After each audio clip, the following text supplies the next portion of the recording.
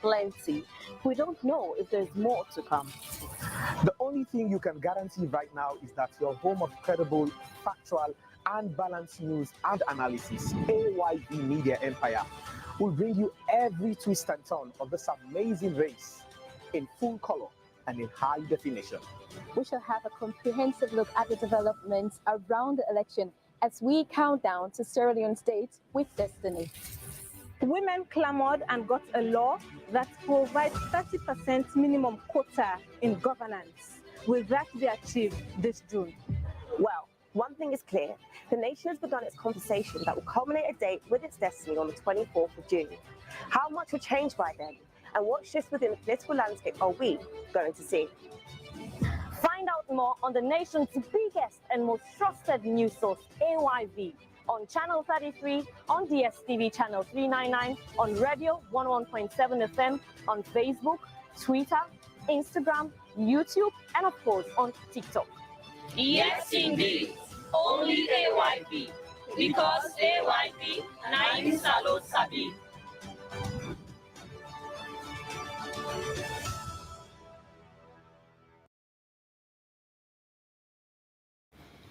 All right, Sierra Leone Decides 2023. Tonight, we have assembled a panel of political experts to compare the manifestos of the two major political parties in Sierra Leone, the Sierra Leone People's Party, SLPP, and the All People's Congress, APC. The manifestos of the APC and the SLPP lay out their plans for the future of Sierra Leone. The election is just around the corner, and the stakes are high. Both parties have prioritized the economy, education, and job creation in their manifestos. They have both recognized the importance of tackling corruption and ensuring good governance. Both manifestos have highlighted the need to strengthen the economy, particularly by supporting the agriculture sector and promoting small and medium-sized enterprises.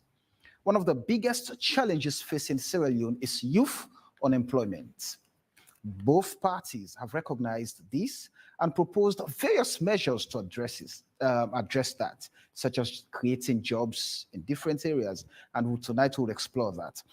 But tonight we would look at the track records of both parties and explore their approach to deliver on their promises. My name is Samuel Wise-Bangro, and this is AYV on Sunday. But following the violent protests on August 10th this year, President Julius Maada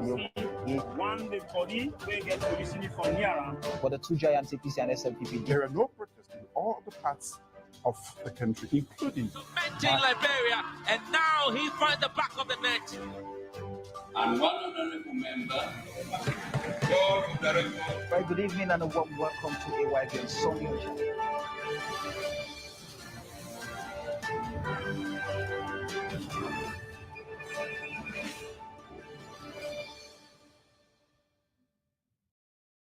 All right, good evening and a very warm welcome to AYV on Sunday. Tonight, we are comparing the two manifestos from the APC and the SLPP to see which of the two parties has the best plans for Sierra Leone. If we go into their manifestos. And like I mentioned earlier, tonight we have a star-studded panel of people who are in touch with the issues to help us unpack and shape the conversation for the next 2 hours. On my panel, I have Abdullah Berite. Abdullah Berite is a communications member at the Committee for pushing out, selling the policies of the APC for the 2023 campaign. Good evening and welcome to the show. Thank you. Good evening, viewers and listeners. Right, I have Cyril Django, a political economist, who is always welcome, and it's always a pleasure having you here, Cyril. Good evening. Good evening, sir. I have Honorable Ibrahim Tawa, a member, one of those vying for a seat under the proportional representation block system, but also a member of the communications team for the SLPP 2023 campaign team. Good evening and welcome to the show. Good evening, Samuel. Good evening, viewers. Well, we also have some members in the studio as live audience who would also help us to share their views on the two manifestos that we would be looking at. But those of you following us on all our different social media platforms, you have the opportunity to be part of the conversation. Share your thoughts, ask your questions, just drop them to the AYV News Facebook page, and we would find time to go through some of them when we shall be joining David and Wilson to read out some of them. But as always, we'll make a plea. Ensure that you tailor your messages to the issues being discussed. Please tailor your messages to the issues being discussed. Individually, we've looked at both manifestos. We've assessed, we've analyzed the manifesto of Sierra People's Party. We've done same for the All People's Congress Party. And tonight, we want to compare. We want to see what do both manifestos have for Sierra Leoneans, and which of them lay out the best of plans for Sierra Leoneans to make an informed decision come June 24th. So I'm going to start off with you, Cyril, for obvious reasons. You've gone through both manifestos. Now, let me hear a precursory remark with regards to an assessment of what do you make of both manifestos, the APC and the SLPP. Well, the manifestos of both parties were very interesting to read. They both place the economy at the centerpiece of their arguments, that in fact the economy is bad. The government side and the PC side have admitted that the economy is bad, and they have put this human capital development and localized development in which we have in local investors being turned to the new capitalists as their benchmark for growth.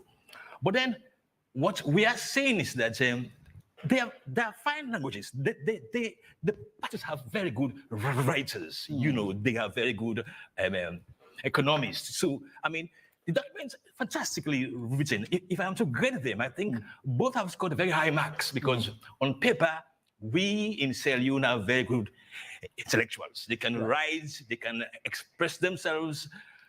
However, when you look at the reality, for example, we have a case study now.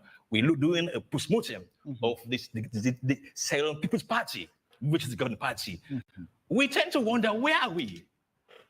Are we really both living in Sierra Leone in terms of the promises that I see in the Sierra Leone People's Party's manifesto? When you look at that and the economy they have run, you are really wondering whether there should be promises or whether they should be explaining to us why the economy is failing. On the side of DPC, you see them taking the bull by the horn, that we know the solutions. We can solve the problem. We can ensure that the economy is brought to its a stronger stand, And then you wonder, but where were you in the last 10 years, Because you had the chance to do these miracles, to create the economic field, to empower people and create local investments. Where have you been? So, fine languages, fine words, but in reality, we have to justify. And that's why I am here, to sort of see how they could put flesh, put reality to these very fine languages that we've seen in their party manifestos. Let's get to it. Let's start off. Because of time, we're going to look at three critical areas in the manifestos. We're going to look at the economy, human capital development, and employment. These are crucial areas. So we're going to start off with human capital investment. And now, for example, on the screen right now, the APC is saying accelerate investments in our people with a specific focus on the capabilities of our children, women, and youth. We shall enhance efficient and equitable social spending, elevating the quality and explicitly caring for the most vulnerable segments of our population, women, including youth, and people with disabilities. And the SLPP is saying human capital development, nurturing skills for 21st century industry. Inclusive economic growth relies on skilled and educated human capital. In the next 5 years, the SLPP government will invest in developing the technical and vocational skills required to grow the economy, focusing particularly on creating equal opportunity for women. We will invest in health systems to develop a healthy and capable workforce for a 21st century economy. I'm going to start off with the party that is seeking to unseat the SLPP. Abdullah Beritin. Accelerate investment in our people with a specific focus on the capabilities of our children, women, and youth. What's the thinking? Thank you very much, Simon White. For us as a party, our One Nation manifesto is very clear. When the economy is in dire straits, when the youth population, which according to the United Nations, about 60% of our population is youth, then you start to wonder, where are we in terms of bringing on board the young people in the national agenda for sustainable development? We have seen the type of education we have here, which is mostly the white-collar jobs. How do we make sure we create a middle power economy whereby technical, vocational education will benefit our young people? Even if they go to Frobe College, they graduate with, say, political science, but yet still, how do you make sure that when they come out, there will be employment for them? That is where you can diversify the education, invest in technical education and vocational enterprises. That way, those new skills could be learned by our young people. Then they can fit into the economy. In essence, it is providing a type of education that will empower the young people so that you can match them with job creation. And that job creation cannot just be limited locally. This is where when you are even attracting direct foreign investment, our party should be able to align, to align the aspirations, the job opportunities, whereby people can come and intervene in the economy. And how do we do that? Look at the marine industry, look at agriculture, look at even the mineral sector. When you create the skills, I remember there was a time when African minerals was at its boom. Even drivers will have to be imported from Senegal. So the question then is, where are our own local people, they are particularly the young people, that can fill in those key technical areas? And this is where Dr. Samura Kamara has made it abundantly clear that for us to move with the two-tier type of education, don't get me wrong, academia and education is not just for employment. Sometimes it is also an enlightenment. That way people can contribute to the political space in the state. Taking a step back and taking a cue from what Sir Django mentioned, looking at the track record, I have a letter written by the late Minister of Education, Dr. Minkai Luba, and in his words, education, and this letter was written to the registrar of Frobe College, one of the 3 constituent colleges of the University of Sierra Leone, that education is in a sorry state of affairs. And now you've mentioned clearly that we should not just focus on that aspect. We were at a point in time in this country when we experienced economic boom with the African minerals. But then you also just mentioned that our own Sierra Leoneans were not equipped to have occupied all of those jobs. So we had to import even drivers. So where did we go wrong that we would we are looking now at the APC, that we did not get it right? What happened? That at that point, we are unable to look and equip our young people and give them the required skills to have gotten a platform where today we'll be talking about something different. So what's the level of trust that the APC will deliver on this promise? For us, our manifesto has transcended being a mere promise.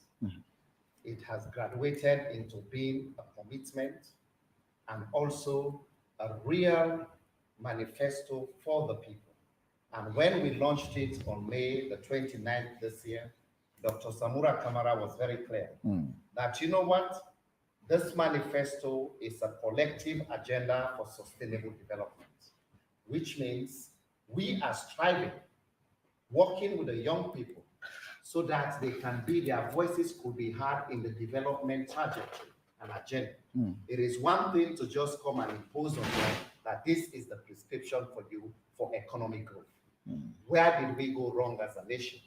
Where are we right now? You can see the progressive agendas we made during our last 10 years in governance before 2018, whereby you can see our intentional interventions in the economy vis-a-vis empowering education for the young people, vocational institutions being supported in this country. And that is what we want to leverage on as a nation. Because don't forget, when you talk about even the Sustainable Development Goals of the United Nations, which Sierra Leone is committed to, this is where we think we have somebody who is not just a politician, but a technocrat who is very much au fait with how to intervene in the economy to reverse the abysmal performances right now, which is stifling job creation for particularly the young people. That is why our manifesto, prior to putting it together, when we intervene, we interview the young people. What do they want? They were very clear. Well, we don't tire with push. We want real jobs, and this is the menace. Right now, you can see young people, when you go to public spaces, you'll see them virtually collapsing like zombies. And the question is, why is it that they have been attracted to the kush and other illicit drugs compared to creating jobs for them? And this is where our own agenda is. Make sure the development agenda, the young people, their voices are also incorporated. That way, they can also take responsibility. Honorable Ibrahim Tawa, human capital development nurturing skills for 21st century industry. You're in power. You had 5 years. So first off, let's talk about what's the thinking behind this particular proposal that you're making. We have a benchmark. Our records are straight and clear. Our performance is for all to see, visible. When we inherited governance in 2018, that was like a year prior to the Constitutional Review Committee handing their reports to the former president. When in their recommendation under education, they recommended that government remove the phrase in paragraph C of subsection 2 of section 9, as and when practicable, to finance free secondary education. Government rejected that recommendation to remove that proviso, as and when practicable, on the basis that it would be due to availability of financial resources, which means that the government at the time, the APC, even though resources was available for them to cut away, but resources was not available to finance and fund the future of this country. That is first. Second, you would also realize that in the APC's manifesto, the Agenda for Prosperity, documented between 2012 and 2018, President Koroma deliberately promised in page 62 that in order to transform education, he will launch by the end of 2018, the government will succeed in education transformation by launching a free primary, fee-based education system. All of that they could not achieve. In 6 months, between April and September, President Bio inherited the same governance structure, a governance structure that was struggling with domestic revenue mobilization. Domestic revenue mobilization was at 11%. A governance structure that was also heavily indebted. A governance structure that was struggling with expenditure management. But it launched boldly the free quality education. And between September of 2018, at the time of the launch of the free quality education, to July of 2019, Sierra Leone has seen a mammoth increase in enrollment. 671,000 Sierra Leonean children from across the country that were not opportune to go to school had to be enrolled because of the free quality. Secondly, if you look at the education success of President Koroma, detailed and read in the valedictory speech in Parliament, you realize that 4 paragraphs of his speech was based on increased enrollment in pre-primary, increased enrollment in primary, increased enrollment in junior secondary, increased enrollment in senior secondary. Between 2018 to 2023, Sierra Leone has seen an increase. When President Bio inherited government, the total number of children in school were about 1.1 million. Today, we have 3,131,000 Sierra Leonean children in school. And those 3,131,000 children are being paid for by the government of Sierra Leone. This government has also provided school bus services. So children across this country, decentralized school bus services given to councils, given to district councils. This government has paid fees for WAS, Becker, and MPSC alone between 2018 and 2022 to the tune of 167 billion.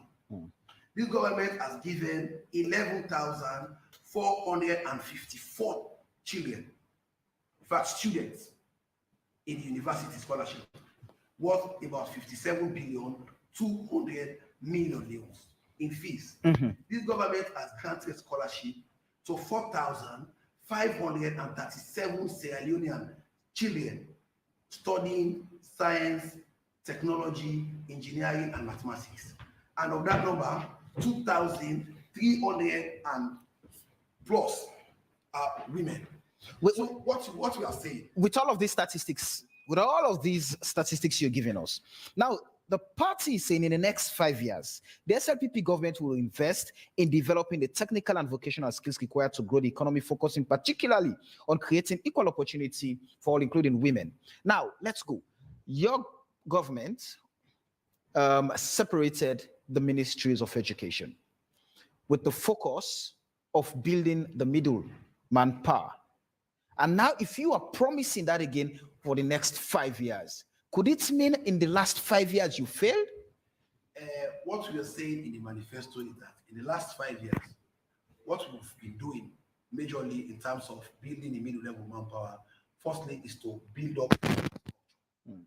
Remember, it was under President Bio that we have now launched a proper civic education system, mainstream into our education system.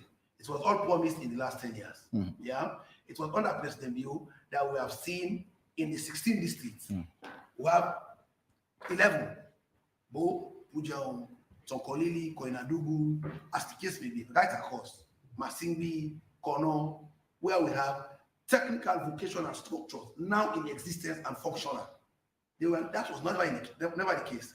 So you cannot build a technical vocational infrastructure that is capable to meet the 21st century needs and to ensure that we mainstream the middle manpower to achieve our overall objective of being a middle income country by 2035 without having the infrastructure. So firstly was the infrastructure has never been there for the last 10 years. It has always been a white elephant discussion, a discussion that covers no infrastructure. But however, it was part of the manifesto of the APC. So what we have done in the last 5 years is building the infrastructure, setting the policy, getting the process right, and starting the process. Now, if you look at the separation of the two ministries, today we have 3 technical universities. We have the Mitimagai Technical University, we have the Eastern Technical University, and we have the Kono University of Science. These 3 universities are mainly focusing outside the TVET structure that has been established in this at this level.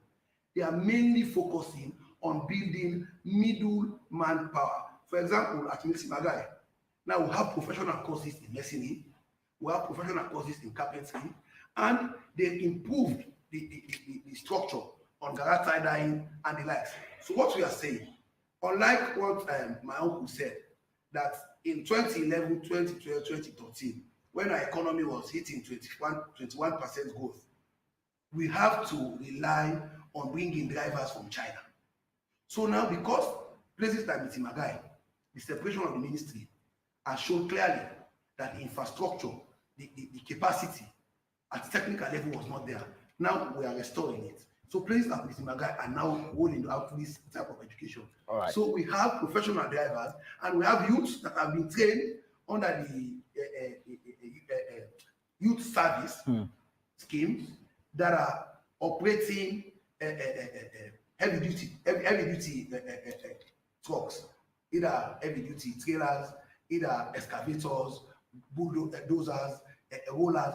This was not there before. All right. So now most of the operators at CSC and the construction companies are Sierra Leonean. Let me bring in Cyril Django. you've listened to the two political parties.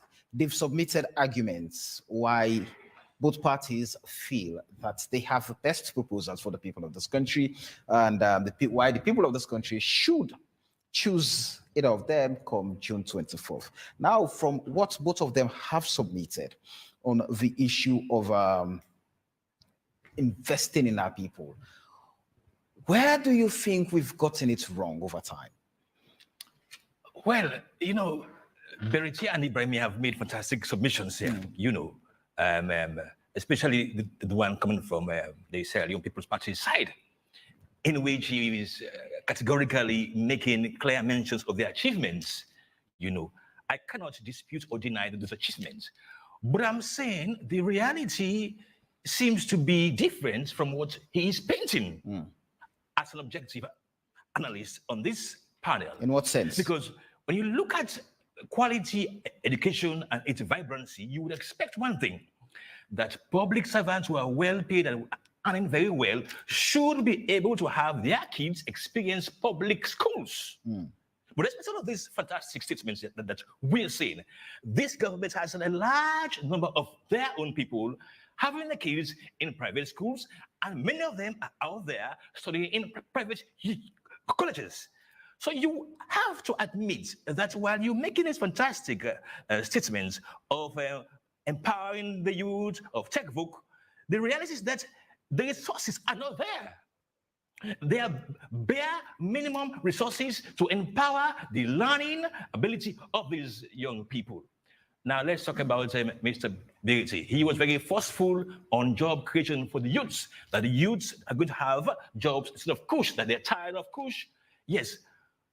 But again, the APC can achieve those if they are actually meaning to achieve them.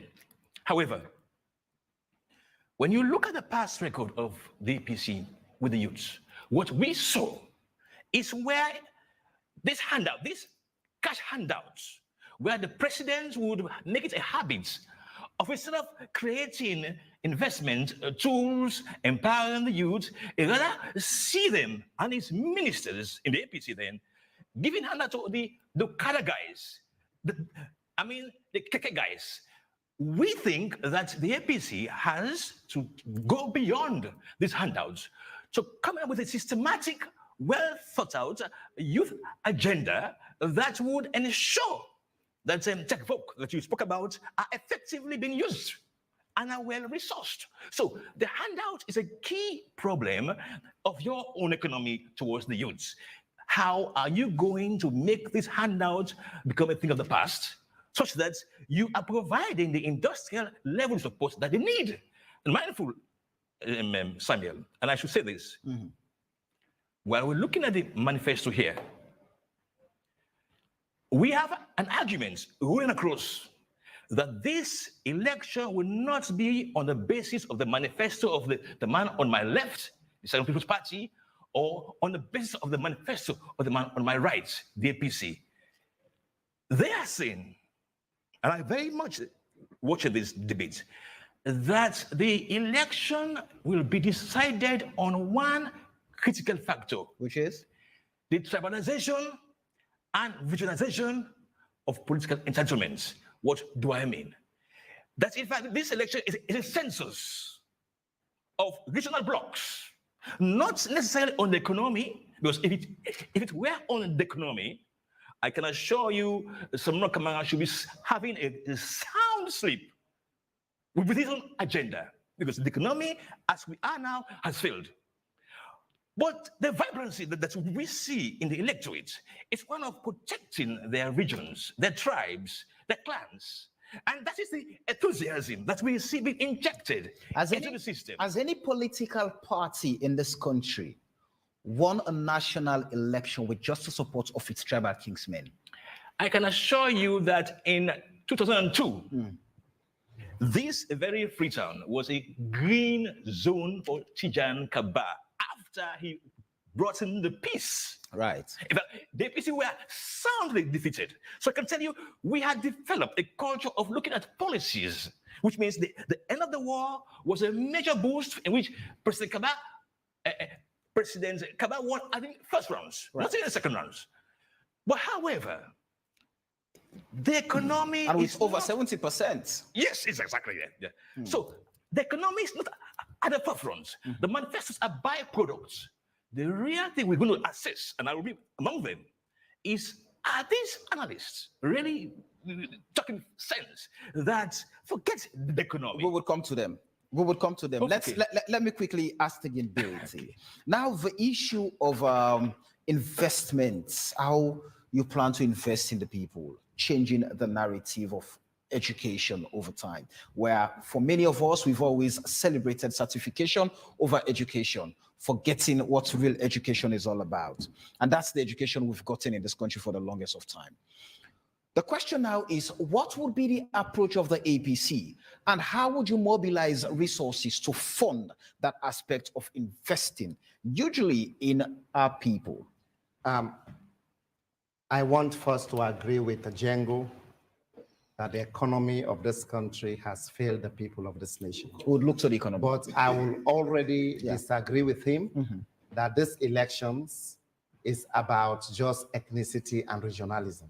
The economy is key, and one way we can invest in terms of job creation for the young people is to make sure how do we diversify the economy so that we'll be able to put a certain percentage of the resources towards a youth fund that will create employment for these young people. And how do you do that? Right now, if you look at the export base of this country, it is nearly zero. We depend on importation with all the hard currency, whereby if you want to really invest in people and the young folks, how do you create employment in, let's say, agriculture for them, so that you reduce the dependency syndrome? How do you create in the marine sector? How do you create in tourism? This is where you can see with all the proliferation of schools of tourism and travel, etc., how many people are graduating from there and become employable. So for us, even when this government came to say, you know what, one incentive will be to pay for application forms at the university, at the tertiary level, that never came to fruition. Why? Because it is a disincentive for people. And today, if you look at the astronomical cost of students going into university and other tertiary institutions, it is just prohibitive. So for us, you tackle the economy in such a way, you put a certain percentage, say 20%, into job creation for young people. But in all of this, do not treat the youth as clienteles. Make sure you incorporate their voices, their needs, so that they can be part of the solution. That way it becomes empowering for them, and when it succeeds, it can be collective, because that is a strategy for us to wedge the division in the country so that it cannot be seen it is us versus the young people. But when you incorporate them in the development trajectory, that way you can create jobs and employment for them. And this is where I also want to articulate. During the 10 years we are in governance, we increased enrollment in the universities, for instance, because we are subsidizing some disciplines in universities. We will subsidize over 50% in terms of tuition. Some disciplines like medical school, we will even subsidize over 60 to 70%. That is one way you invest in the young folks. That way they can complete. And for me, it is not just the mass production of students. So say we have 1 million students right now.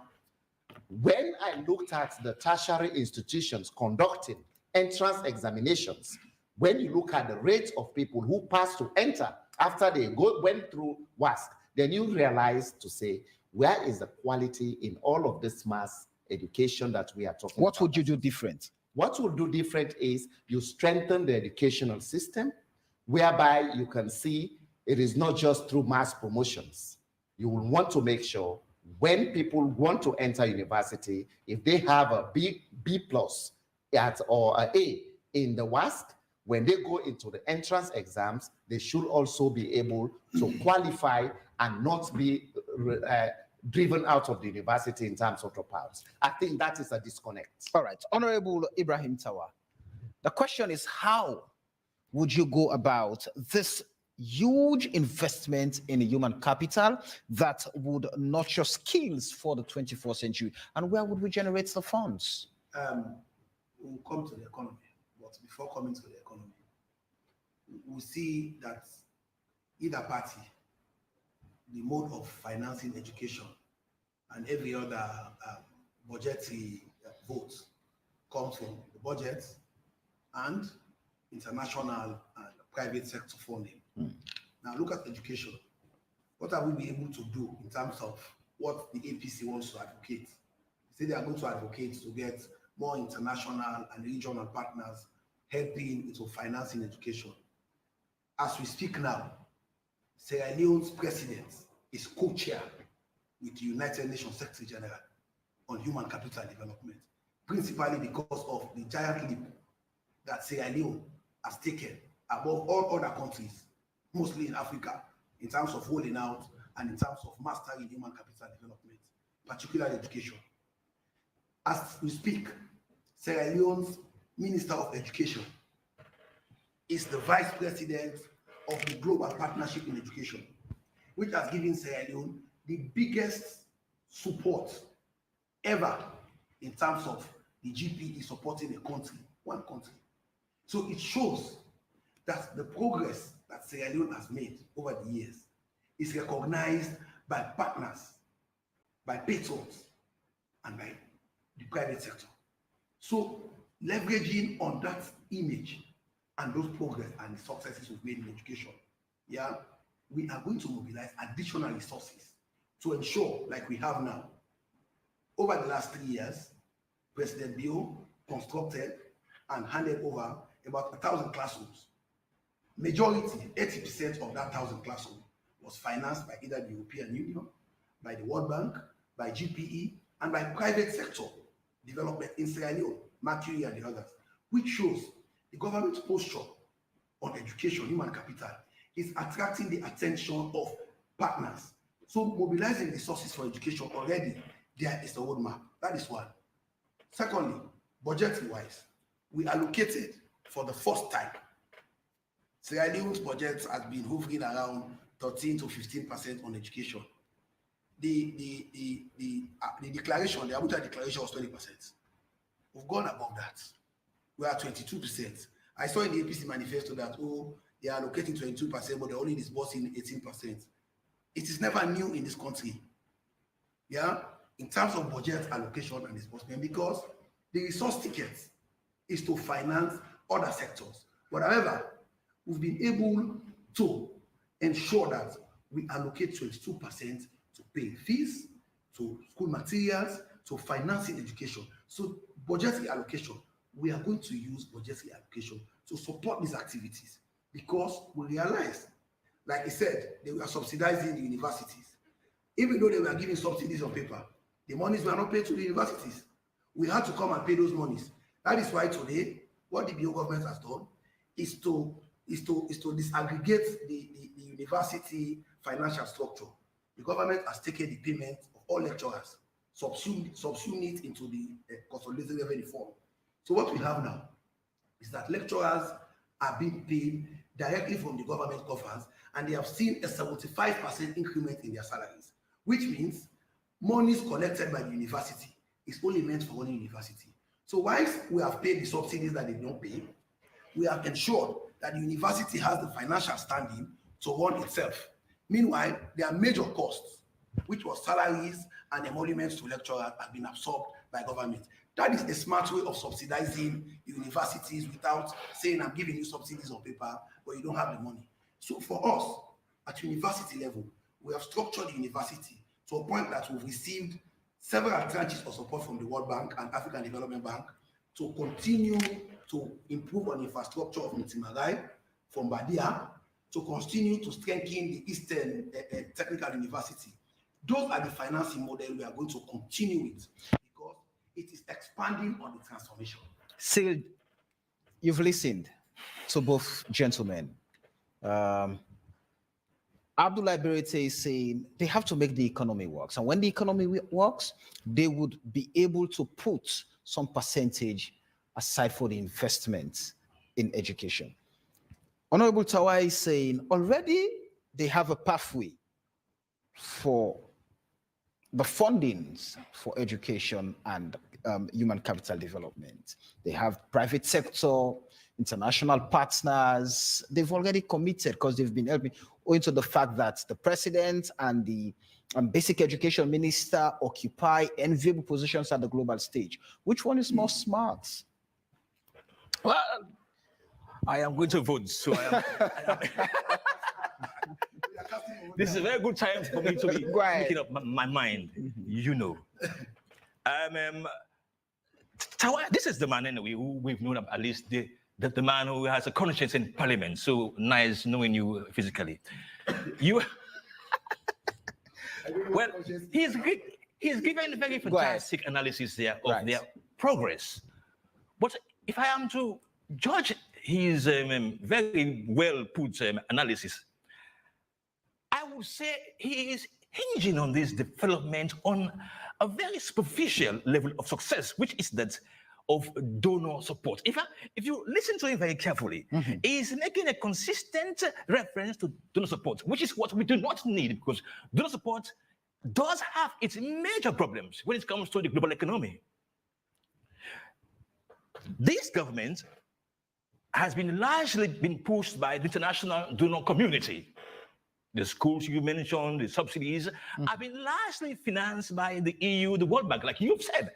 When are we going to have a localized investment in which the people of Sierra Leone, which you're talking about there, are empowered economically to be able to access loans, credits, and create employment? Because this consistent reference to donor support has been there since 1961.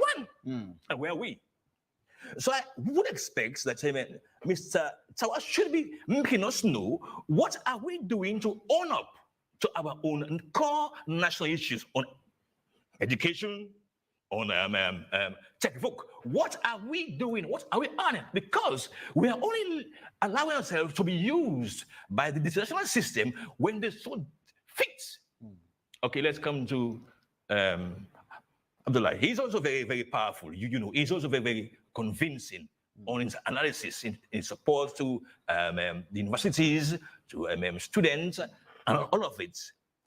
What I want to ask him really, what was the APC doing in 10, 11 years that we are still where we are, and yet we're having these fantastic promises from him that there will be a difference?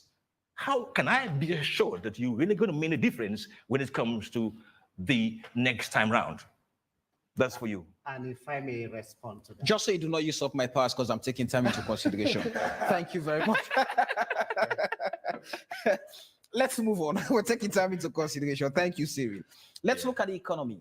Now, the APC is saying address economic deficiencies and the cost of living crisis at the structural level.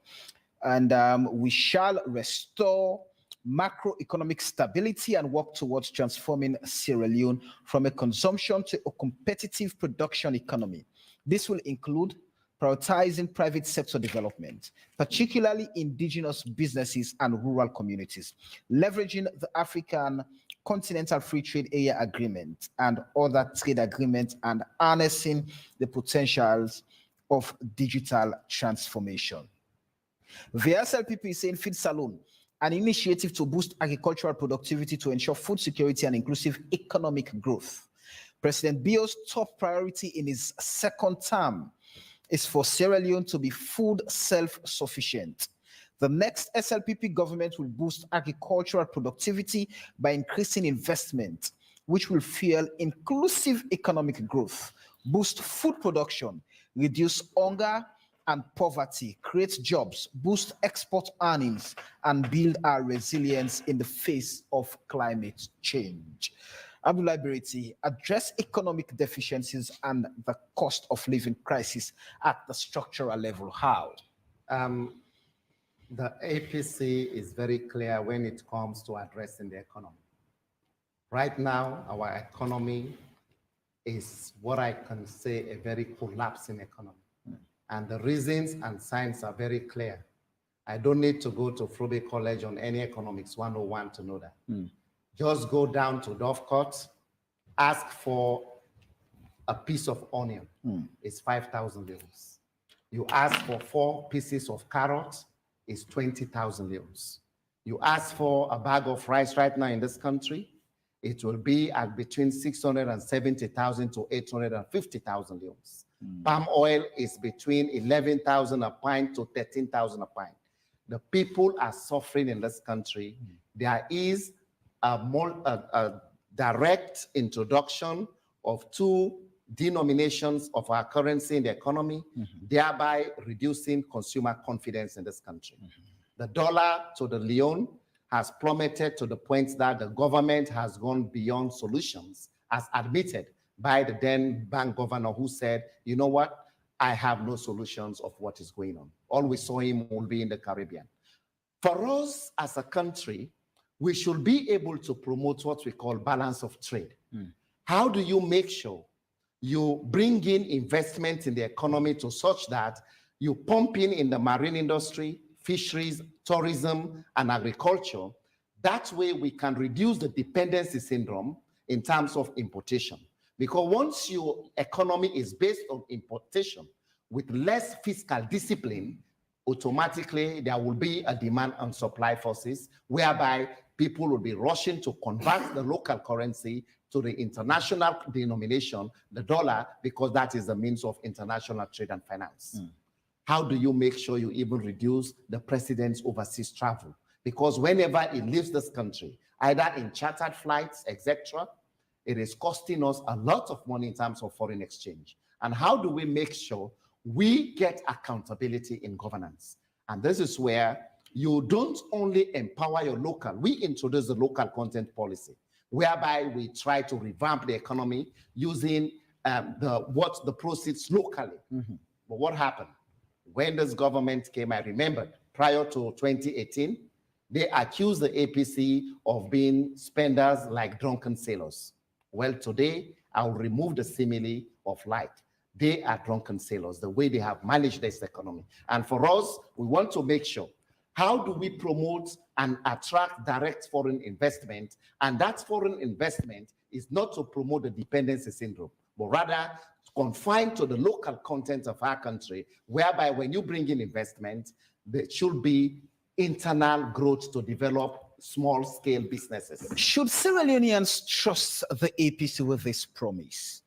At a time when we experienced an economic boom, we could not save for the rainy day when we also experienced an economic bust in this country.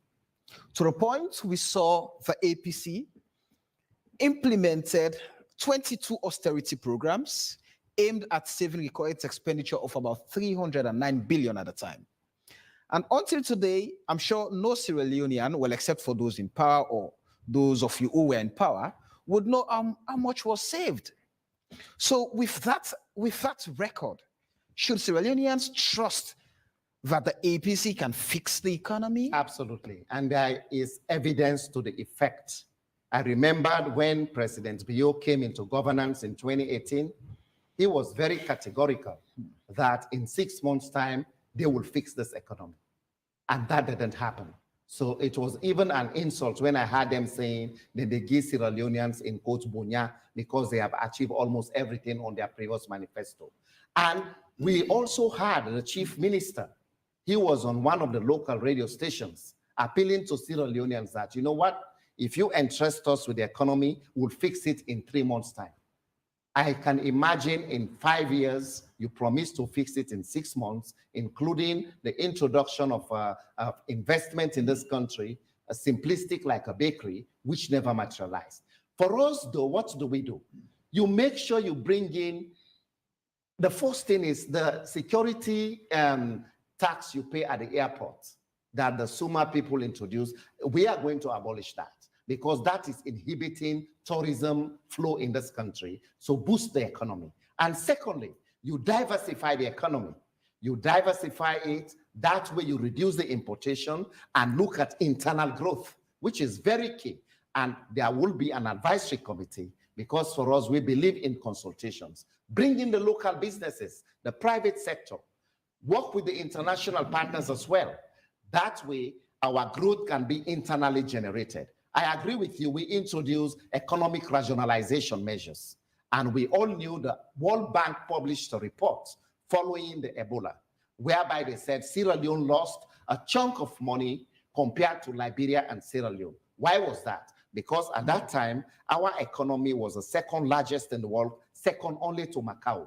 And it was able to translate into the lives of the people by the social services we introduced. For instance, when we rolled out the free healthcare initiative in 2010, it was very obvious. We are able to finance it. And that introduction didn't just come from the blues. What happened? We did an empirical research.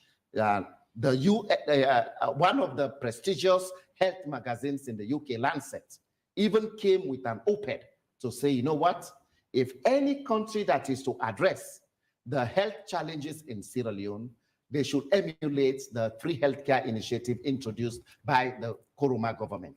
And this is the way you tackle economy. Today, if you look from 2018 to now, you look at the GDP growth rate in our country. According to the Network Solutions, it was very clear. The Sustainable Development Network Solutions, it said Sierra Leone is one of the most unhappy country in the world. And it is obvious. Right. Look at our GDP growth rates right now. And this is where, for us, we'll make sure you diversify the economy, you remove instantly the two currency in circulation, which has undermined consumer confidence in this country, and of course, the de-dollarization of the economy. That's where you can look at internal growth. And you don't have to spend. This government has created.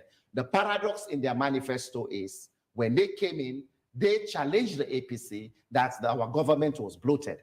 But it is on record, they created 6 new ministries and also 24 new agencies then, which bloated the wage bill. And today, just last week, the IMF even came in to salvage the economy by pumping in about $20 million as part of a credit facility. Why is that so? Because they said, if not, they will not be able to even pay salaries. So that is where we are as a nation. Honorable Ibrahim Tawa, Feed Salon, an initiative to boost agricultural productivity to ensure food security and inclusive economic growth. Why are you prioritizing this? Well, if you look at us as a government, when we say we prioritize, we succeed. But before talking about how we prioritize and how we succeed, it is also wise that the Leoneans understand exactly how the economy works. That the economy is not an event, it's a process. Thank God there is a landed economist here. It is not an event. It does not start and finish. It is a process that starts somewhere, and it will run to a certain track, like a 5,000 meter across the same track where you complete a 400 meter race. My uncle speaks of the IMF coming to pump in money, which shows that the economy was collapsing. Let me tell viewers, let them know that between 2019 to date, we have reduced our debts by a significant chunk. What's the percentage? Currently, our absolute debt figure is about 2.8 billion. It was 3 billion in the last 1 year, which shows that the economy is working. Between 2012, 13 and 14, the Sierra Leone export GDP was running at a rate of 1.2, 1.3, 1.5 billion dollars. By the time Mamadou Kagbo read his last budget in Parliament, Sierra Leone export GDP has dropped from 1.5 billion in 2014 to $475 million. Today, our export GDP is $875 million, which shows that economic diversification is working. That which did not work during the APC. Let me also look at the parable or the dream in Egypt of the king that dreamt 7 fat corns swallowing 17 corns and 7 fat cows swallowing. When the dream was interpreted, it says there is going to be a day, there is going to be a 7-year period of bounty, of plenty. But what did they do?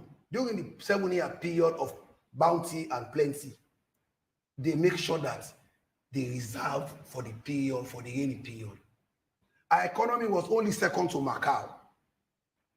When Ebola struck, our economy, the gains reversed in 6 months, went to minus 21%. which shows it was not sustainable. There was no sustainability in the plans of the APC. And those plans were led by a certain Dr. Samora Matuwilisi Kamara, who was the Minister of Finance, leading the financial sector. By the time the APC left, economic growth was projected economic growth was 3.5%. Today, our economic growth, current economic growth, is 3.5% and projected at 5.6%, which shows that consistently we are moving. Our budget deficit is reducing. Our dependency, like he said, on donors has also reduced, because when we came, we met domestic revenue to GDP at 11%. When COVID was not there, we took it between 2018 to 2020 to about 15%, which shows that majority of government activities, be it infrastructure, be it on education, be it on the environment, was financed principally by the budget. So when we say we are going to deliver on agriculture, if you look at our record, when President Komon read his valedictory speech, he said the APC government had supported 1,900 farmer-based organizations. So if we say each farmer-based organization consists of 5 members with 25 million, between 20 to 25 million, let's say they were giving 25 million. So it means each farmer-based organization with 5 members benefited 5 million. In 5 years, President Bio has deposited from the budget 60 billion at local commercial bank for transparent usage for farmers to collect credit, not paid credits, grants in fact, grants to ensure that they are supported with agricultural inputs, with fertilizers. So it means if you give 5,000 farmers 60 billion, at least each farmer will get 12 million to support them. Additionally, in these 5 years, we have been able to mobilize through private sector $10 million credits that was given to our farmers at single digit interest rates, which shows that what we have done in the last 5 years has not only shown, but what President Komon reported. He said between 2007 and 2016, our rice per metric ton production was 600,000 metric ton. When they were leaving, it was 1 million metric tons, which means in 10 years, they only added 400,000 metric tons.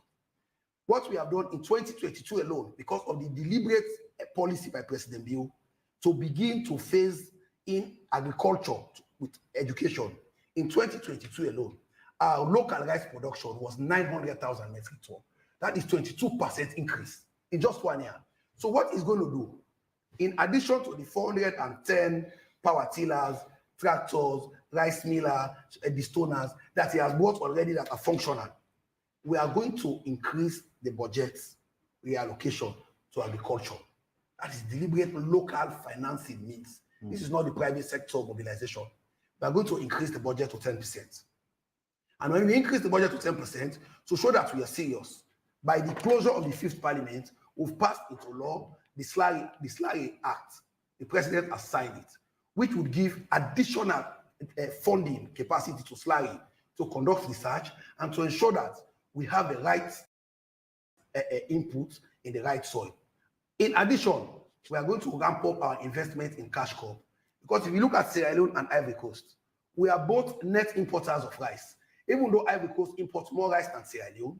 But because of the model they're using, their export of their cocoa gives them more foreign currency retention to offset their import of rice. Like I said, the balance of trade. Our balance of trade has always been in deficit. That is because we have not done proper retention of our foreign currency. If you go to Guinea, in Guinea is the 3rd largest exporter of bauxite in the world. And what they do, every mining company in Guinea, the government owns 49%, which means every export, the government is able to retain 90% of its foreign currency. What we have done as the government now, we have passed into law the Mines and Mineral Development Corporation Act of 2023, which will give the government of Sierra Leone the mandate to set up an SPV that will create a mining infrastructure, not just mining, on other government infrastructure that we are going to invest in, and the monies from the export will be retained that will offset the balance of trade and also reduce the foreign exchange deficits. Let me give you one thing. With all of these variables, looking at the fiscal and monetary adjustments, the gains and the challenges, you promised the people of this country that in 6 months you were going to fix the economy. It's 5 years. Have you fixed it? Maybe it's a lapsi lingua. You cannot fix an economy that was on austerity. Let me tell you, in economics. And by the way, you also implemented economic rationalization plans, the very ones where you asked ministries not to go out of their conference rooms when they have programs. That was in the beginning, when we took up governance. Twice. You also asked ministers not to travel except if those trips are essential. So where did we go wrong in the last 5 years in fixing the economy? In the last 5 years, like I said, if you look at the economic trajectory, we inherited an inflation figure of 17% where the last budget was read as at September. By 2020, inflation was down to about 10.5%, which shows the economy was working. But like they noted in their manifesto, the One Nation, the cost of living is a serious crisis across the world. You've been part of the global village, and when COVID struck, even the wisest of nations did not know what to do.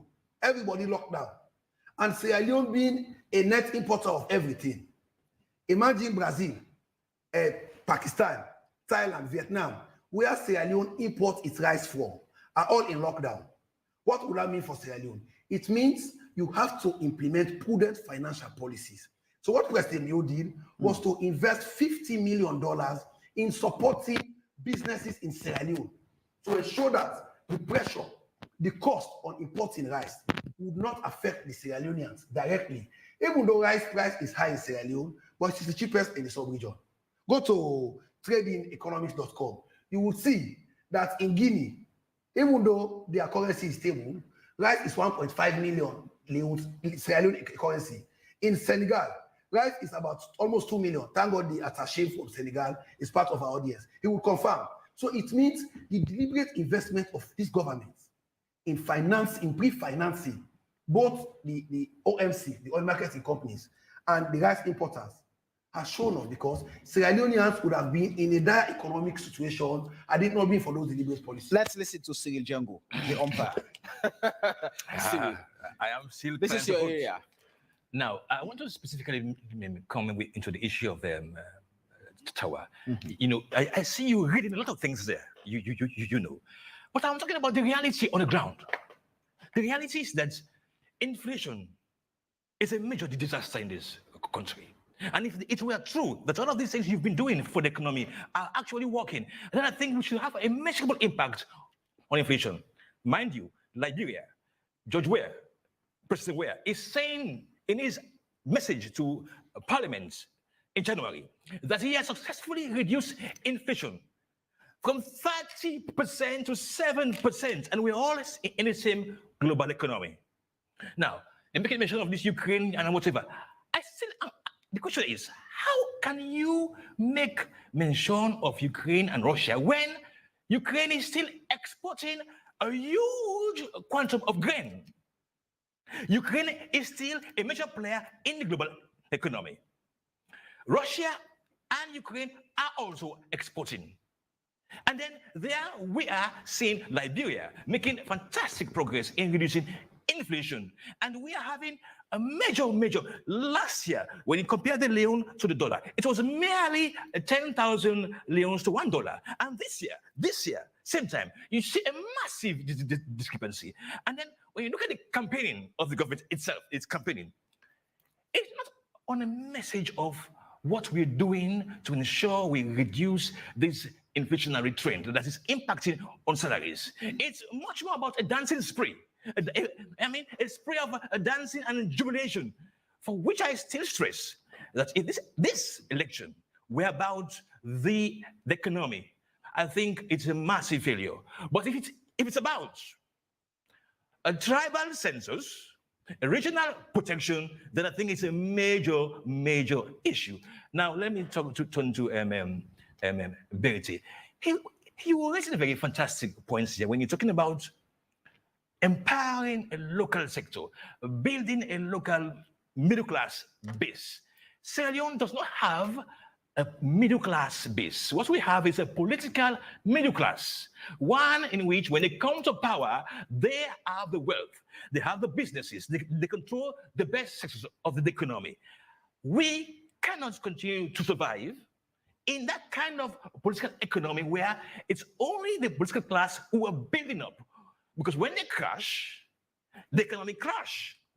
We are looking at your policy of how you are going to ensure we have a genuine middle class that has access to credits, that can, of course, be able to produce for the economy. Because you also mentioned about that we are basically importing much more than we're exporting, and that you guys are going to ensure we develop a local entrepreneurial base to be able to live on to the economy. But I think that so far so good.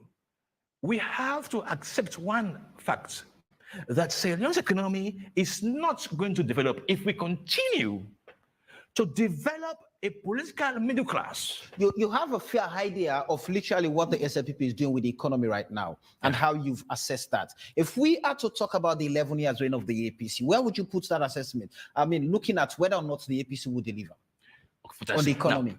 Now, to be very fair, I'm not going to prejudge those who are viewing us or listening. If you look at the trajectory of the economy in the last 15 years, that is 10 years APC and 5 years, you would say that the APC had a much more firm grip on the economy. But they were not the friends of the IMF and World Bank. Because remember, just before the elections in 2018, the IMF systematically announced that they were stopping all supports to the APC governments. By November of that same year, they had come back under the Mother government that we are going to support you. And in fact, this year, we've seen, even at the dying throes, even towards the elections, they are still supporting the Sierra Leone People's Party. Is that a show of confidence or what? Well, to the loan of $20 million. Because remember, 2018, around March, April, the IMF said they're stopping all support to the APC because they have failed to remove subsidies on fuel and rice. But here now we're seeing that the geopolitics and the economy is that the West would prefer the Sierra Leone People's Party to win because the APC is seemingly much more aligned to the Chinese model, to the Chinese style of development. Because as you know, Samuel, you were here, when at the heat of the campaigns, who did we see campaigning for the APC? So let us hope that the next government is going to help us in providing a correct, genuine middle class and stop this political middle class that is always there, collecting and grabbing the economy of Sierra Leone. All right. I just want to quickly. I'll allow you. Honorable Tawa made some very outlandish statements in terms of the export base they are doing, and later he contradicted himself that there is no balance of trade. And he quoted some figures about our GDP. I just want to know the GDP, the consumer prices in this country, 15.3% in 2017, and it came to 42.7% in February of this year. And when you look at our GDP in 2017, including the 5 years of the SLPP, it was 69%. And today, it is almost 95% in 2022. So this tells you, when we talk about a balance of trade, it is how do you ensure, even in political economy terms, how do you make sure that you develop your export base so that you don't have to rely your economy on the importation of goods and services? And this is where our own blueprint is.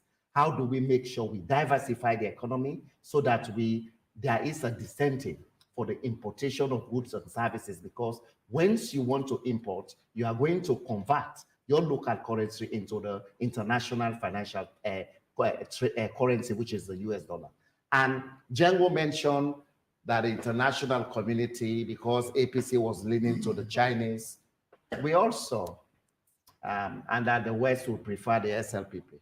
If that, I can go with that hypothesis. We are relying on Sierra Leoneans because Sierra Leoneans know that the SLPP has failed this country The economy is in a terrible shape. There is massive corruption, which is a real terrible situation compared to where they met this country. And of course, even Tawa seated here, I sympathized with him at one point when in Parliament. He was very clear when he even came out very boldly and indicted Parliament that there was massive corruption in Parliament. And beyond that, when in 2020, they wanted to pass the carte blanche check that the president, the vice president, and the speaker, they should not be audited. They can use our money free for all, like a bonanza.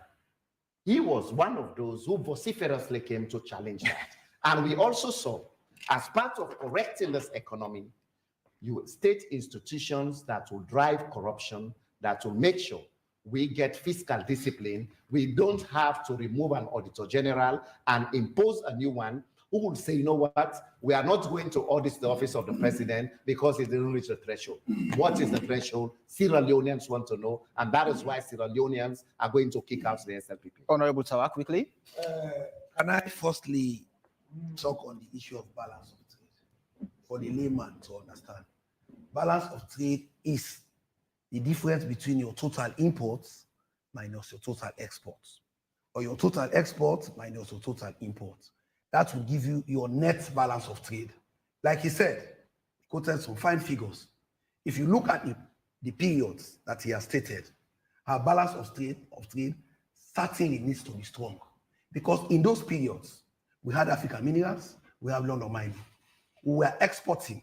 That was why I stated our export GDP. Maybe I need to re-emphasize what I said. I said export GDP. Export GDP is our total GDP earning from our exports. Import GDP is your total spending on import. So when I say export and import, and when I stated figure, let me read for you. It said total export. This was Mamadou Kagbo's budget. I'll just read the line. It said total export amounted to 436.7 million during the first half of 2017. So we are saying, I cannot come to public television and quote figures that are not in existence. That's the first. Secondly, I heard he spoke about Liberia being stabilized, or Liberia being. The viewer should also understand, Siri should have said that Liberia, the US dollar is a legal tender in Liberia. The American dollar is a legal tender. They use it like. And it's the same here now. No, it's not the same here. It is not the same here. You know, when you do economic analysis, right, you should be plain so that the viewers understand the parameters you're using. My uncle has said we are using two currencies in Sierra Leone, the old and the new. In Liberia, the dollar is a legal tender. In Liberia, dollar is a legal tender. So, which means you can transact in the US dollar with no recourse to foreign exchange. So, the Liberian economy, in terms of inflationary pressure, comes from not just prices. Foreign exchange is a major driver of inflation. And between the period when it was quoting 42%, today, our inflation figures are coming down because government is implementing deliberate policies. Yeah. He also spoke of parliament being corrupt. It was good on the side of the SLPP that a member of parliament in the SLPP could stand up and say this is not right. But the current running mate of the APC, Chairman Madama Juba, who was deputy speaker, and he was chairman of the Public Account Committee, and he's also a lawyer. He knows what subsection 5 of section 119 says about debating the Auditor General's report. He has never in the APC, even though they were 2 members short of 2/3 majority, he has never for once attempted to table the Auditor General's report. In fact, the Auditor General's report of 2016 and 17 under the APC were not even tabled in Parliament. They were tabled when we came into governance, which shows that in the SLPP, when it is right, we call it out. When it is wrong, we call it out because we believe in financial transparency. He also spoke about corruption, about the issue of governance and corruption. President Koroma reported in this agenda for prosperity. He said in 5 years, they were only able to collect 10 billion from the government or from the corrupt, and the inherited government from the SLPP. In 5 years, we have been able to collect 45 billion from the APC members, settling their corrupt practices. That is not only it. People have abandoned their properties. So it shows that financially, what we are doing for Sierra Leone is in the right trajectory. And I would also say that you should give me twice the amount of time you give in Degete and Djengu, because they're on the same page. They're on the same boat. Because when you're doing economic analysis... But that's a false accusation. No, I am saying... Go ahead, I am continue. saying when you're doing economic analysis, your economic analysis should lean towards a deliberate analysis of what the trend is. But if you're saying the government is relying on the Ukraine-Russia war, whilst Ukraine is still exporting grain, the major importer from Ukraine, that is why the broker of the deal between Ukraine and Russia was Turkey, because Turkey is the #1 exporter of grain in the world. No, sir. No, I'm coming. I mean, of wheat flour in the world. So, sorry, it's wheat flour, of wheat flour in the world. So, getting grain from Russia and Ukraine through that means would give them additional competitive advantage in their wheat exports. That is why, when we gave the flour mill to a local investor, he stated it in the contract that in the first 2 years, it will be importing from Turkey. It is only in Sierra Leone for the first time that flour has gone up to 1,200,000 and it has come down to 700,000. These are all deliberate policies of the government all right. to stabilize the economy. Let's move on. We have one more issue to look at, gentlemen. And David Remy Wilson will soon be joining us with some of the messages that our online viewers have sent in. Many of them are in. Let's look at employment, what the APC and the SLPP are putting forward. The APC is saying intensify efforts in job creation and the establishment of pathways for every adult, especially the youth and women, to earn a living wage. Through sustainable cross-sectoral interventions, we shall collaborate with local and international partners to create jobs while simultaneously reforming and capacitating the civil and public service to prioritize service delivery. And I'm sure my producer will soon get that for us on screen. The SLPP is saying Youth Employment Scheme, a presidential initiative to create 500,000 jobs for the youth in 5 years. Yes, it's a presidential initiative to harness the energy of Sierra Leone's youth by creating 500,000 jobs in the next 5 years. These jobs will include skilled and unskilled, long-term and seasonal jobs across all sectors. This will be done by providing incentives to the private sector to hire, train, and upskill, especially young women and girls. Abdullah Beriti, intensifying efforts in job creation and the establishment of pathways for every adult, especially the youth and women, to earn a living wage. What exactly is the APC pushing forward here? We believe in human development, but that human development, the young people are very key in that. We don't believe the young people should only come in when it is elections time. You give them a cap, you give them a t-shirt. We believe in real policies. And those policies, of course, is what you do intentionally to create jobs for particularly the young people. Because this issue of microfinance for women, it has been overused in this country.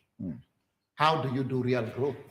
The first thing, which is inextricably linked to the economy, is to diversify the economy. You look inward.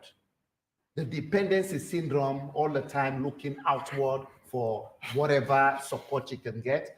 What do you do internally to make sure once there is peace? That way, if you want to do an intentional intervention in the diversification, let's say agriculture, what is the comparative advantage to have PSR? What is the comparative advantage to increase support in the cocoa and coffee production, which of course we can be able to export to bring in the much needed foreign exchange? What about locally grown rice so that we can reduce the importation from Thailand and other countries? Once you do that, who are going to be the drivers? The young people are very much positioned. I remembered a couple of years ago, there was a farm along Lonsar and McKinney. It was a women's program. They said, Mr. Berete, we had you on the radio. You said the president is interested in that. I went there. I saw it myself. And what happened? We are able to support them. And when by just that singular intervention for that local area around Yenkesa and Masungbong, they were able to increase their yields. Imagine if we were to cascade that at the national level. And this is where we believe the marine resources. We know we can control the exclusive zone of our marines so that we don't interfere where the fish do breed, and we can control that. But at the same time, though, how do you empower artisanal fishing so that there will be local consumption? At the same time, we'll be able to export to neighboring countries. And the most important thing here, you look at agriculture, you look at animal husbandry, the protein for Sierra Leoneans is very key because it is linked to the health of the people as well. And when you do that, it is not a crime for somebody with a political science degree, with a history degree, to say, you know what, I can boast of having a farm. And already we have seen an example in Dr. Samura Kamara. With all his PhD in economics, we saw him doing farming in Kamakuye. I think that is an example of leadership whereby there will be a commitment to diversify this country and position the youth. But for us, in positioning the young people, do not treat them like demagogues, whereby you only come and lord it over them. Include them in the development of the strategy. That way, if it fails, you cannot be a divisive government to say it is the young people versus the government. But once you include them, we can transcend beyond the mantra of saying youth are future leaders. They could be leaders. The living wage, what's the context? You know, living wage, that is why when people compare the prices in Guinea for rice, they didn't come about what is the real income, the disposable income of Sierra Leoneans. To this time, our minimum wage is 800,000 euros in this country. We met it at about 25,000, paltry. We said, no, it has to be 500. The SLPP came, they chopped it to 800, the minimum wage. But again, when you look at 800,000 right now, and for a teacher who earns, let's say, 1.2 million leones, with a family of 3, transportation coming from Kisi to come to U building, will that be a living wage for them? Absolutely no. And this is where for us, how do we make sure the real GDP growth rate in the country, whereby, as Honorable Tawa was talking, it is like the economics, the figures he was quoted, it's like Sierra Leoneans are like they are from outer space. There is massive suffering in this country. The people are suffering. And that is why for us, we believe when we come, we should be able to establish a private sector. You work with the foreign direct investors in this country and the indigenous business people. They are very keen. That way they can advise government. We take the leadership to say, you know what, if you do ABC, there will be fiscal discipline in the economy and there will be wastage control. That way, we don't have to even go for another 20 million credit from the IMF at a leak of a transition when the APC was coming into governance. Honorable Ibrahim Tawa, you are promising 500,000 jobs in the next 5 years. How and where? To start with, because we are not reliant on economic bailout like Ghana and the Ivory Coast. Running the state is a business. Like President Komon rightly said, what he did not tell us is what would be the financial of the performance of the state. But we know now that at the end of the 11 years period, the financial was a dismal loss. Now, before we come to what we are going to do to get to 500,000, I would always and at all times tell you what we are doing to show that, yes, the path we've taken is the path to create 500,000 jobs. New jobs? New jobs. New jobs. If you look at the number of concessionary agreements that we've signed in establishing new factories in Sierra Leone, you would realize that, yes, the path to getting to 500,000 is not only reliant on factories. If you go to Hastings, you would see a massive factory coming up, a cement factory. that would also complement, because what Dangote is doing is a factory, yes, but the real employment, it's a ship coming from somewhere, and the ship will be connected to a tunnel, and the tunnel will funnel in the clinker, and the clinker will be bagged in Sierra Leone and sold. That is not the factory that is currently ongoing, that is currently being constructed at Estates. It is going to be a process where everything will come in, like Leoene, and they will process it. The process will be here, which means you are going to need additional hands. You know, I've had somebody, when we were discussing, he said, oh, cold storage are shut down. But we've never, when cold storage was here, during the holidays, we would be moving helter and skelter looking for soft drink. But today, we don't find soft drink. We have enough soft drink factories. That is because of deliberate concessionary trade agreements to bring in more factories. And the cement factory currently ongoing at Estate is not the only cement factory that this government has brought in. There are a number of others that are currently working on either startup or not. So it shows that our efforts is paying off. In terms of agriculture, I told you that the government provided 60 billion for 5,000. And the government says we are going to deliberately invest in agriculture to feed Sierra Leone. And if you're feeding, like the people say, oh, bread and butter. If you're giving bread and butter is not to buy bread and open it and apply it or rub in butter and clothes. No, bread and butter is put money in people's pockets. So when you invest in agriculture, it means you are going to create job employment for a huge chunk of Sierra Leone. Because in Sierra Leone, when you say youth employment, everybody look at Freetown. No, the youth are also in the provinces. So when we invest in agriculture, agriculture is going to be a major driver of that job creation.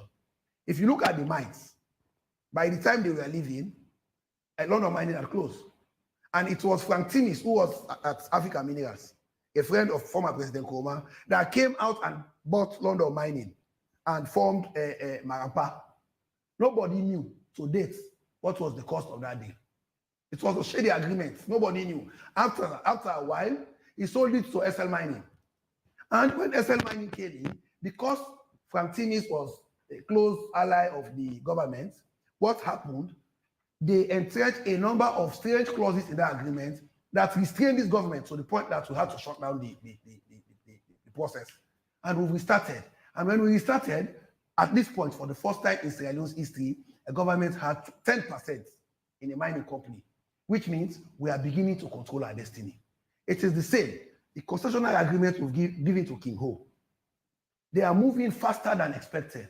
Now, as we speak, they are mining 62 high-grade iron ore, which means they've also received additional funding. He said we are reliant on the IMF and the World Bank, yeah? Whilst the APC was working with the Chinese, we've received more Chinese support than the APC, even the APC themselves. The second Juba Bridge at Lumley was constructed by the Chinese. The dump trucks was given by the Chinese. Currently, we are engaging with the Chinese investment to get the Lunge Bridge going. And if you look at what we are doing, the Chinese have invested additional funding to King Ho. And King Ho is the largest employer. King Ho has employed twice the number of people that London Mining and Africa Mineral was employing combined. And we have also given other new mining concessions. In terms of tourism, it is only under the SLPP in difficult times that we provided salary support to people in the hospitality sector. If you go to the beaches now, if you go around the country, you will realize a real boom in hospitality. Sierra Leoneans are now leaving their homes, going to restaurants to buy food. Sierra Leoneans are now leaving their homes, go to hotel during the weekends to spend time with their families. Yes, things are difficult. Things are hard, and things are hard across the world. In UK, people are alternating between buying heat and buying food, which shows the difficulty and the hard times is across the world, but deliberate government policy. And my uncle has reiterated the point of the IMF 20 million like 3 times. The IMF 20 million is a serious show of government prudent, effective, and deliberate financial policy in managing the economy in difficult times. Quickly, Cyril, both parties, job creation initiatives. When you look at these arguments, I am still saying, I'm wondering whether the picture being painted by Chawa is of Sierra Leone or perhaps it's the US that we are actually living in Sierra Leone. He was speaking about grain, about Turkey. Turkey, let me remind you, it's not even among the top 10 grain exporters in the world. No, I did not say grain. I corrected myself. I said okay, control yourself. They did because they are the largest exporter of wheat flour, and the wheat flour comes from the grain, so they want to benefit from the grain produced and exported by Ukraine and Russia. Go ahead. Okay, let me go ahead, because the point is that they are far away from it. Now, you spoke in glowing terms about the economic strides that you have made, but the issue I still stress is that, how much relevance do all of those strides you've spoken about change the lives of Sierra Leoneans at this day, at this time, at this point, when we are suffering from major inflationary pressures, where the dollar continues to rise against the Leone, where we continue to place extreme emphasis on importing for the last 5 years. This government has a consistent policy. This government has a consistent policy. 40 years, Sierra Leone has been a major import. Mr. Chairman, can you kindly protect me? For the last 5 years, you watch every budget speech, which I have been looking at. It was a mere policy of building up the importing cartel over the local production base. It is one in which they were giving incentives and tax holidays to importers over those Is this a new initiative? Production. Now, I want to challenge them that in your manifestos, you've clearly said, both sides, that in fact, we have to create a local entrepreneurial base where local investors are also made part of the economy. Please, guys, do it. We, the local business people, we need support from the government to be able to compete with these investors. Because nowadays, Samuel, the world has moved from globalization to one of nationalization. So I want to appeal to you, live up to your statement that we have to create a local business class that can compete with foreign investors. And you made a mention of one thing which I was very much impressed about, Ibrahim, that government is planning to have stakes in the mining sector, in other words, to have shares in those sectors. Because as we know, it's all 1% of royalty, 2% there.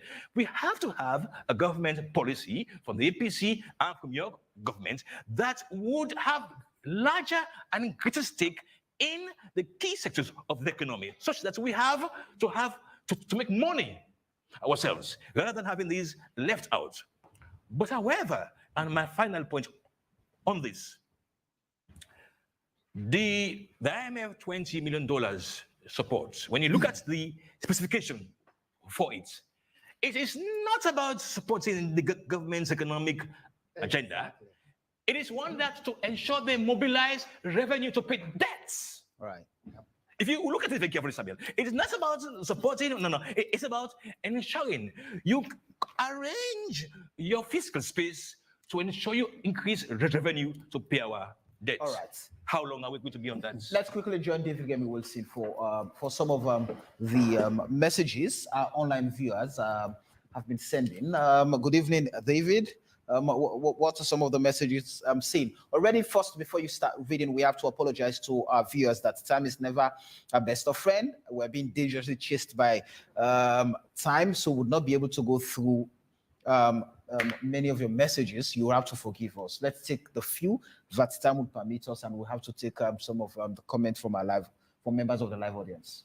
Yes, thank you very much, Samuel. And we also want to apologize to our viewers because there are so many messages. Right, hundreds of them. Page obviously will not take less than 2 or 3 of them. Our first question here is saying from Abubakar Rashid. My question is that, do we have the relative skills to meet the investors' demand? Because we saw what happened when African Minerals was in operation in Sierra Leone. That is from Abubakar. And Doreen is saying, what was the benefit of changing petrol to liter, GC to WAS, tool payment, all created by bad politicians? And that from Doreen will take one because of time. The reverse is the truth and the obvious.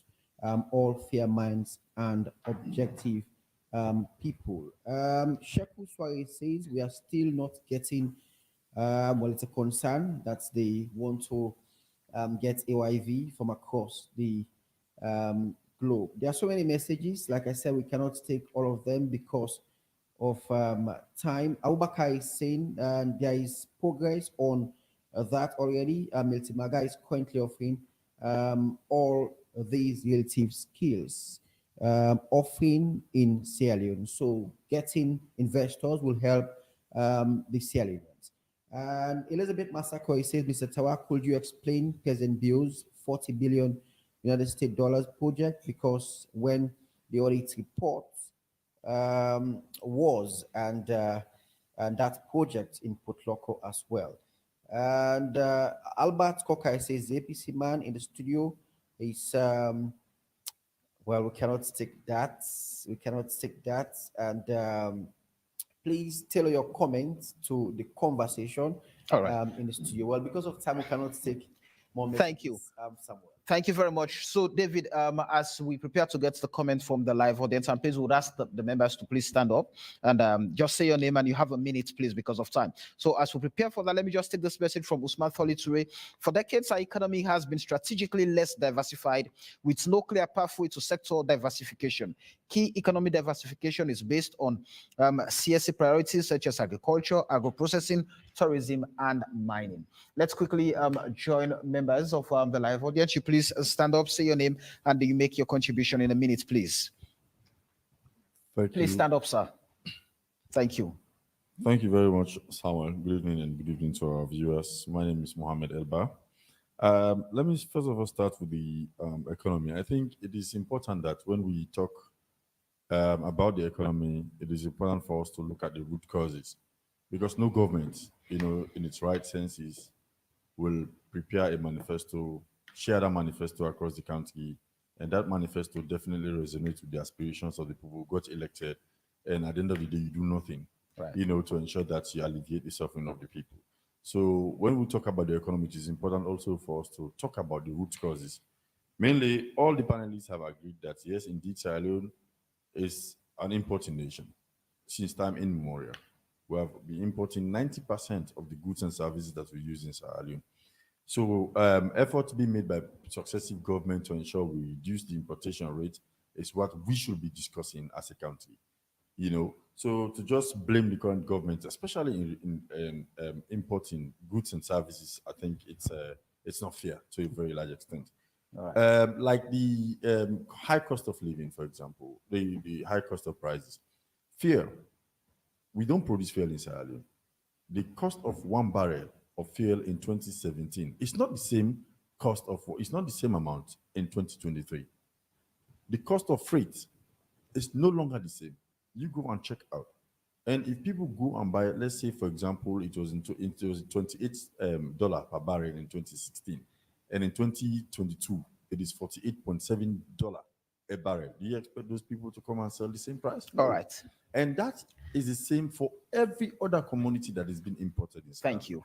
Also on corruption. Quickly, we have to move on, please. We don't have time. Samuel, somebody was talking about corruption. This government, we have passed the corruption under the Transparency International for 5 consecutive years. 5 consecutive years. It's an unprecedented feat for any government to pass the corruption perception index for 5 consecutive years. Okay, we have to move on. I'm afraid. Forgive me. We have to move on. All right, please, can we get the next? Please just stand up, say your name, and tell us exactly what's your point. Yeah, right. Sorry. My name is Musa Kimbo. I work for the Leoene newspaper.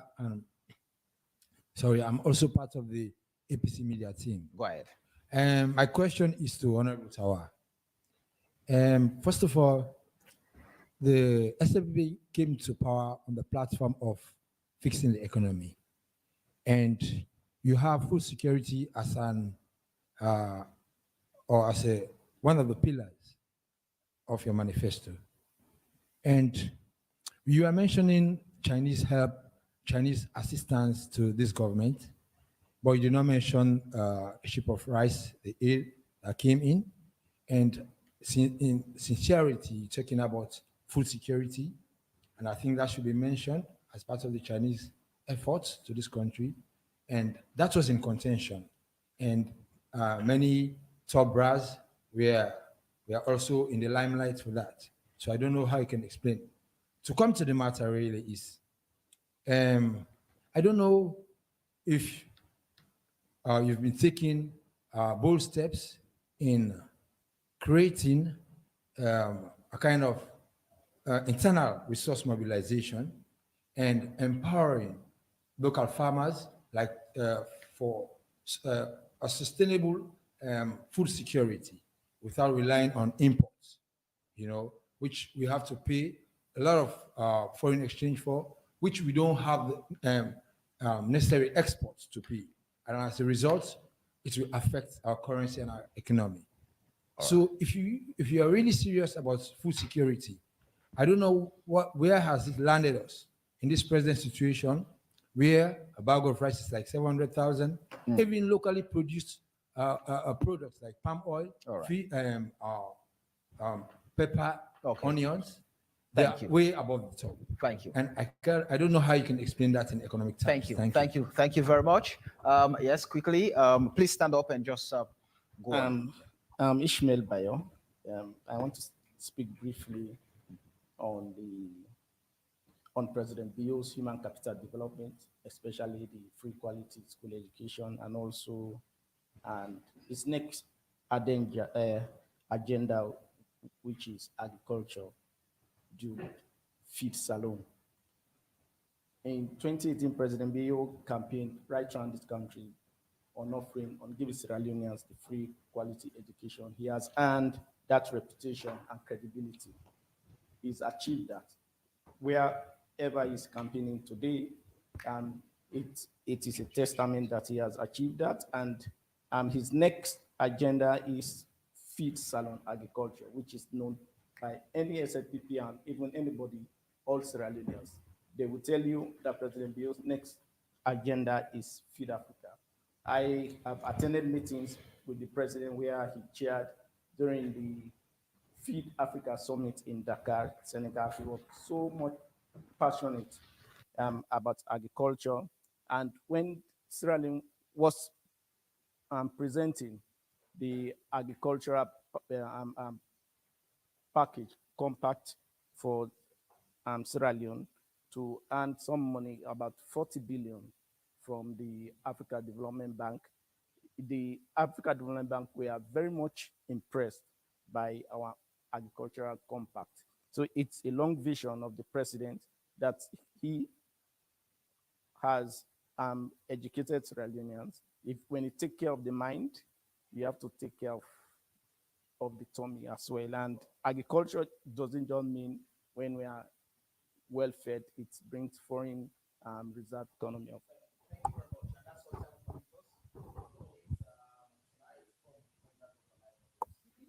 We come back to the main studio. We have about 6 minutes to round off this conversation, gentlemen. So we have 2 minutes each. And I'll start off with you, Abdullahi.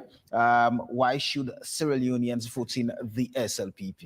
You mean the APC? Sorry, the APC instead of the SLPP. Thank you. Forgive me. The reason being, go ahead. The reasons are very obvious. Yeah. In our One Nation manifesto, the first key pillar is to address and bring in national unity, cohesion, so that we'll be able to unite this country after the divisive politics that is being perpetuated by the SLPP government. And that will cascade into addressing the economy, which we discussed very elaboratively. Because at the end of the day, when we come in with fiscal discipline, when we come in to abolish the two currencies in our economy to instill consumer confidence, and we make sure we diversify the economy to the point that we try to do a reduction in the importation, which is stressing the dollar, and also the de-dollarization of the economy. And of course, how do we make sure that we control corruption, which has been also linked to the many overseas travel of the president? How do we make sure we curtail that? And the issue of human rights is very key. You cannot talk about creating jobs for the young people when you look at since 2018 to now, the number of young people that this government has killed, and that is a complete paradox. And this is where we as a government, after we read the US State Department report on human rights, and we read the Amnesty International report, it became very clear that amidst the suffering of the people of this country, their voices have been silenced. There are huge human rights concerns. There is what we call lack of human security. And you cannot create jobs for the young people if the young people who are part of the vulnerable class in this country, whenever they raise issues of concern because of the economy, all you can get is to unleash bullets on them, to kill them. And I call on the president to come out as the campaign is continuing, to come out very clearly and condemn all those killings that have happened in this country under his watch. Thank you. Honorable Antawa? Well, it is not obvious that the president is the commander-in-chief. And it is that president that is responsible for the security, safety, and well-being of all Sierra Leoneans.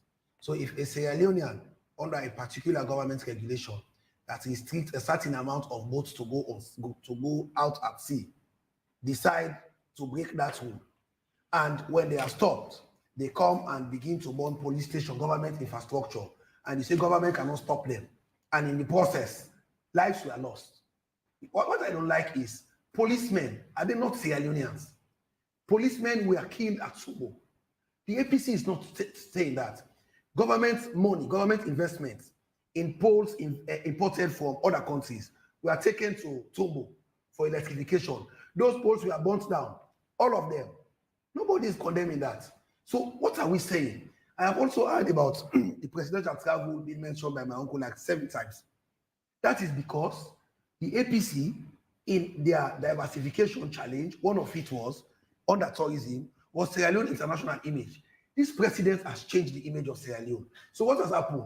Places where President Nkrumah was not invited before, because our international image has changed.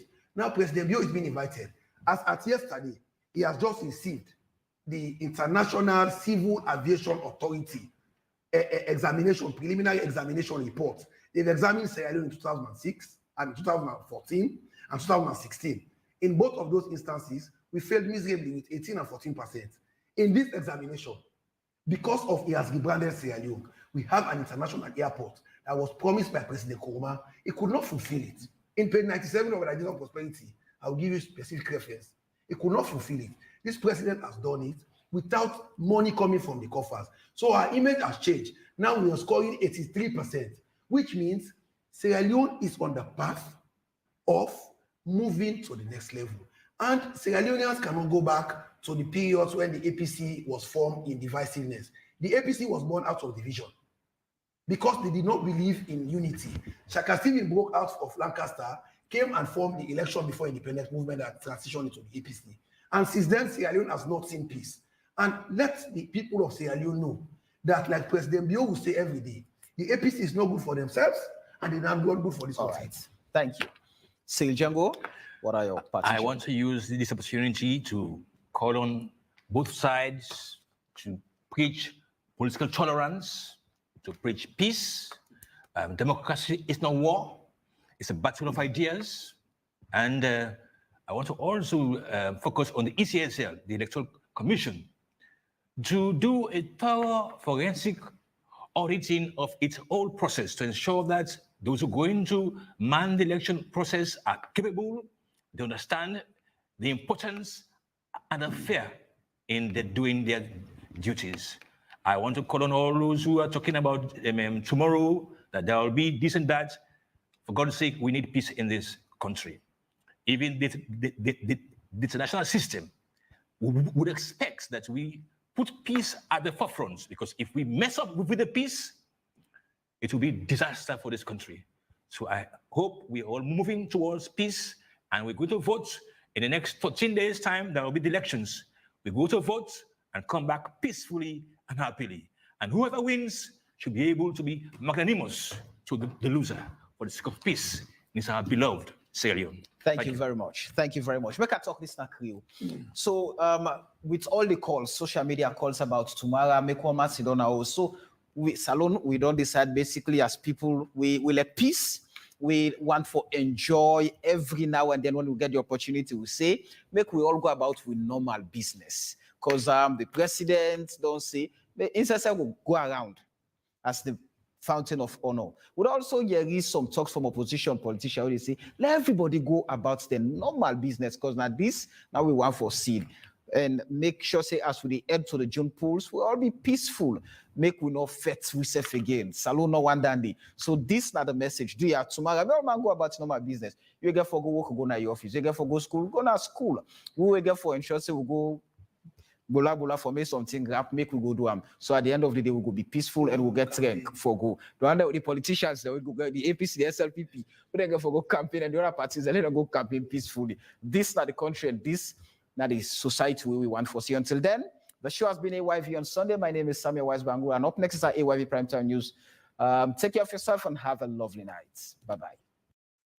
But following the violent protests on August 10th this year, President Julius Maada one day body they get to listen from here. For the two giants, APC and SLPP. There are no protests in all the parts of the country, including In Liberia, and now he finds the back of the net.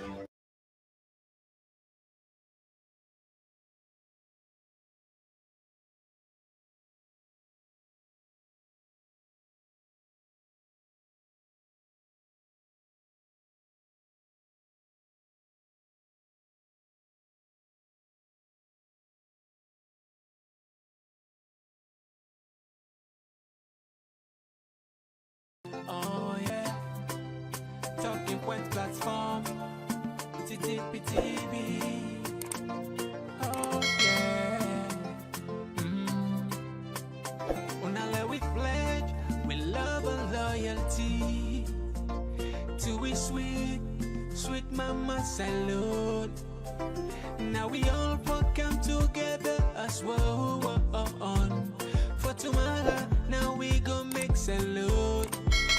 Talking point platform for news every day. Now we country salute for education, entertainment, political affairs. TV. We putting up Tanga one inside Sierra Leone like a big quantity. We breeze not a shit. TV.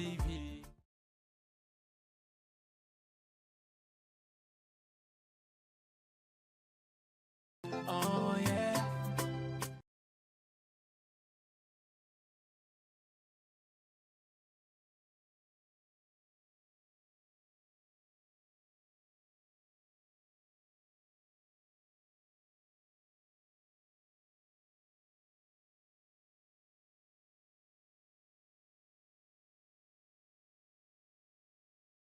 Oh yeah. Talking point platform.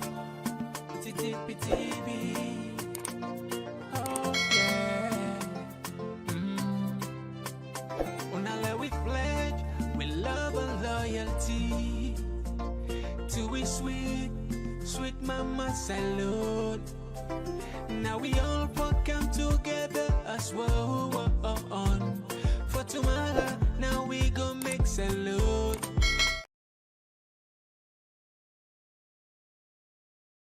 Oh yeah, talking point platform, TTPTV.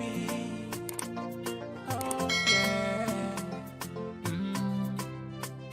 Unale we pledge, we love and loyalty to we sweet, sweet mama salute. Talking point platform for news every day. Now we country salute. For education, entertainment, political affairs, TV. We putting up Tanga one inside Sierra Leone like a big quantity. We breeze not a shit. TV.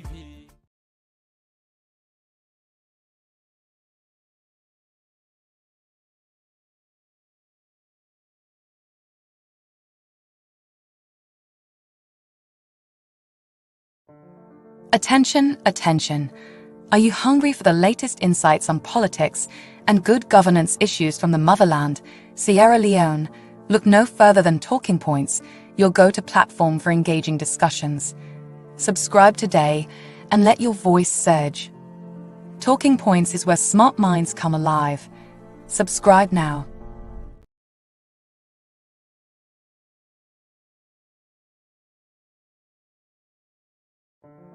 Attention, attention. Are you hungry for the latest insights on politics and good governance issues from the motherland, Sierra Leone?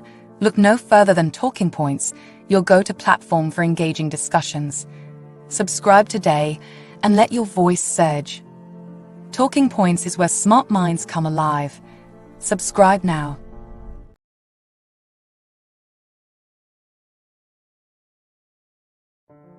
Attention, attention. Are you hungry for the latest insights on politics and good governance issues from the motherland, Sierra Leone? Look no further than Talking Points, your go-to platform for engaging discussions. Subscribe today and let your voice surge. Talking Points is where smart minds come alive. Subscribe now.